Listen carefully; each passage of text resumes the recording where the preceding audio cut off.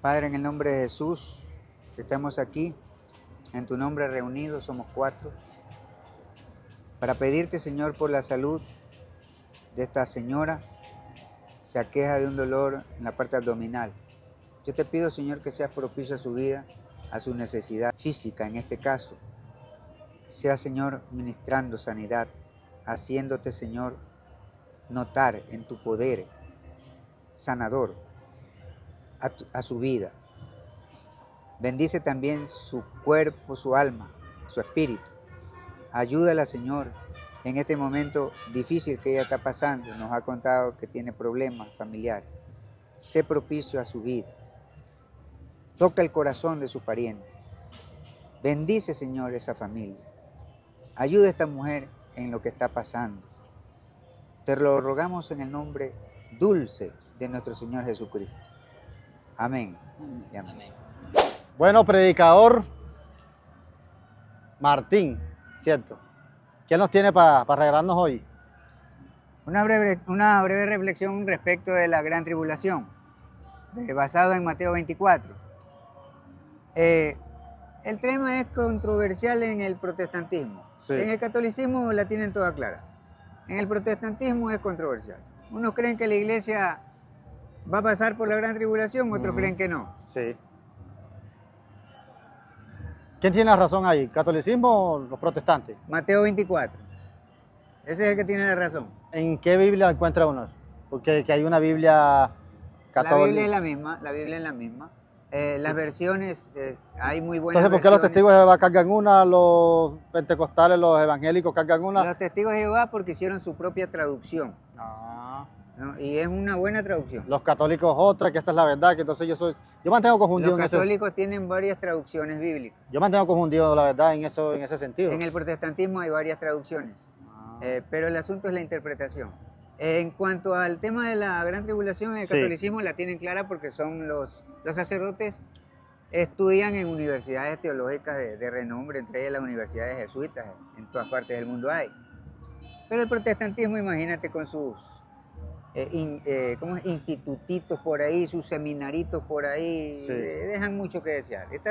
Este asunto es de investigar bien, de escudriñar bien, de ahondar y de ser un buen autodidacta, por lo menos. Sí.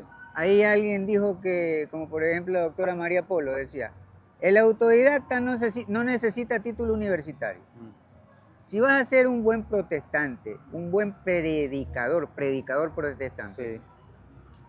pues que sea pues bien fundamentado, debe ser un autodidacta al máximo, in extremis, tienes que ser alguien que coma libros, que investigue, que estudie, y ahonde, pues, y se ponga a la altura, porque en el catolicismo no existe ese problema.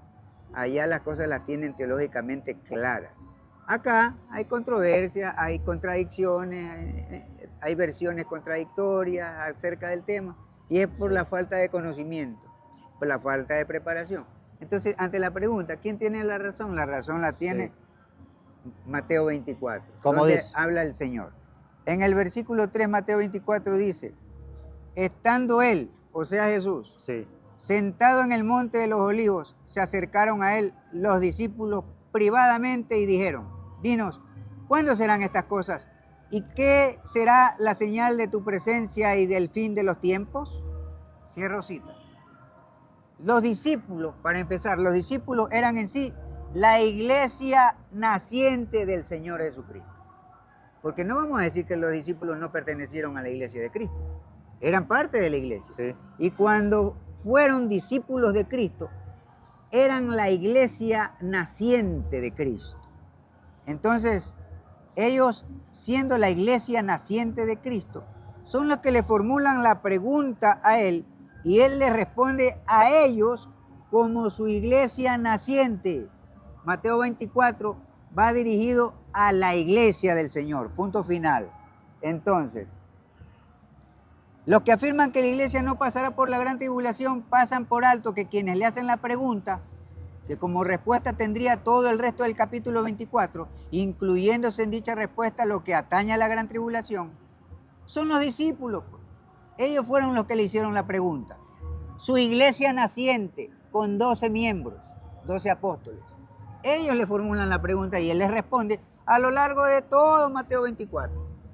Entonces la respuesta fue, mejor dicho, la pregunta fue de la iglesia a Cristo, su iglesia naciente, y la respuesta fue de Cristo a su iglesia naciente, lo cual se traslada hacia nosotros, al día actual.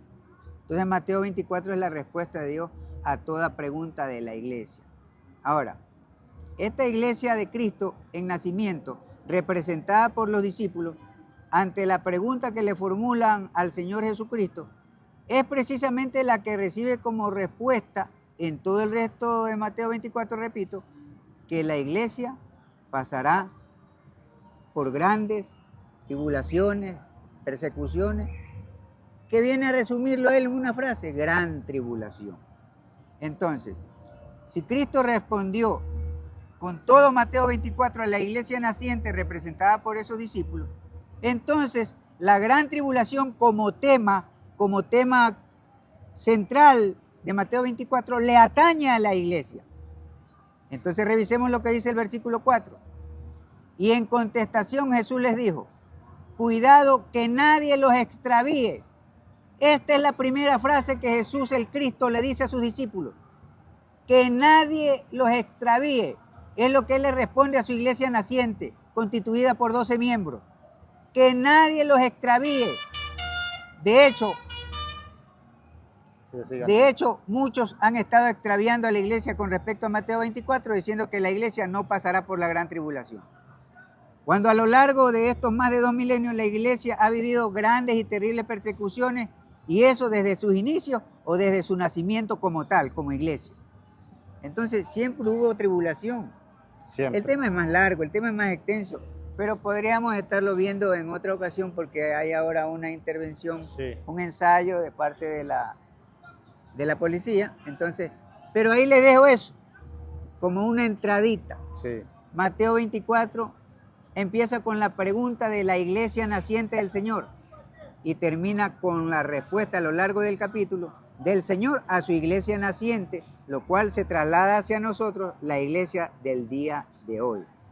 El Señor le dijo a sus discípulos que pasarían por tribulación, que serían odiados, que serían asesinados. Todo eso le habla el Señor en Mateo 24 a sus discípulos.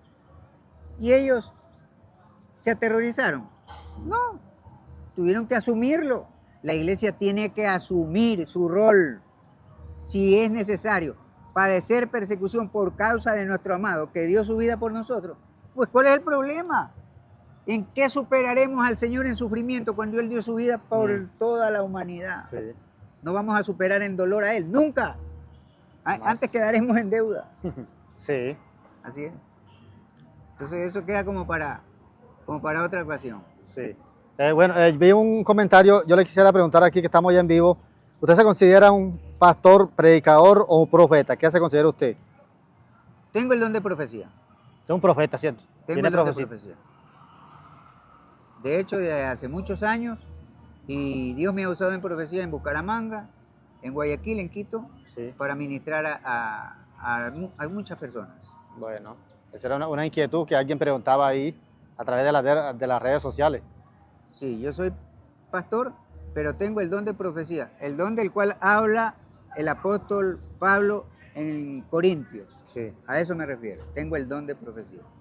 Bueno, muchas gracias por esta enseñanza. Queda pendiente para el próximo porque van a hacer aquí como una bulla, ¿cierto? Un ensayo. Un ensayo. Y bueno, los vemos en el próximo video.